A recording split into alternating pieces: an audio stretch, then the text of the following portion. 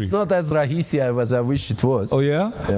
Because time vakati is an issue. Shughuli mingi. Shughuli nyingi. Going back to the main issue. But you're doing well. I must congratulate you for that. I'm trying. You're trying. I should do so much better. Unafanya vizuri kweli. Asante sana. But going back to the issue discussed, we are looking forward for partnerships because we believe there are a lot of fursas, there are a lot of opportunities, and I believe we can harness those opportunities in the best interest of the people of Kenya and Azerbaijan. And the opportunities are really, some of them are like writings on the wall. You mentioned tea, very true. My country and my people are very tea-loving people, and I can tell you that whenever I travel back to Azerbaijan, one request that I'm always hearing from friends and family, they're like, can you please bring some tea and coffee? Yes, indeed. But I feel it's unfair that it's accessible only for the selected few. I believe more people should be having this access. Another feature that I do see as a major promising avenue of partnership and cooperation is tourism. I have to admit that during my first year, and I'm the very first ambassador of Azerbaijan, as I've mentioned, already during my first year in Kenya, I was confined to Nairobi because of my schedule. I mean, I traveled abroad, but I never traveled to the regions. Last month, I finally went to Mombasa, which is Maridadi. Oh, great. It's beautiful. It also has the old city, which you... Yes, indeed. And I was walking around. I even put something on my Twitter because it was so impressive. Like Jesus Fort, for example. Yeah, for yet Jesus, another major landmark. Brilliant. Beaches are beautiful. But then I went to Masai Mara, and I have a confession to make.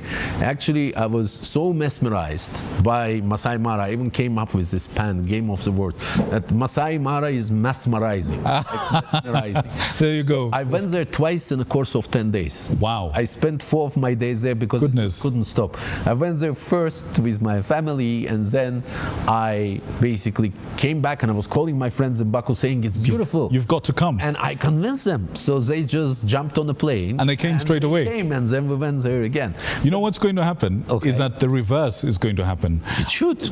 We want to see a situation where, like you say, in cooperation and you know, forging strong relationships of the future, we can have the reverse happening. We can have Kenyans going to Baku. For example, good people of Kenya who are watching, those of you who like to follow Formula One, Baku has been holding, there's a world-class arena, there's a world-class racetrack in Azerbaijan, and Formula One is going there in just a few days, less than a week.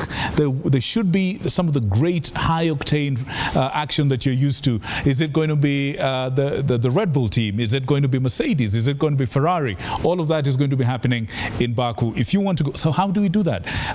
Initially, there used to be a bit of challenge when it comes to visas. How is the situation now? Of course, we're always happy to welcome our Kenyan friends. However, in terms of the process, it used to be a bit complicated because for Kenyans traveling to Azerbaijan, they were supposed to visit either Addis first or Ankara to obtain their visas. Not anymore, because a bit more than months ago, we started issuing visas locally here in Nairobi. Our consular department is now operating.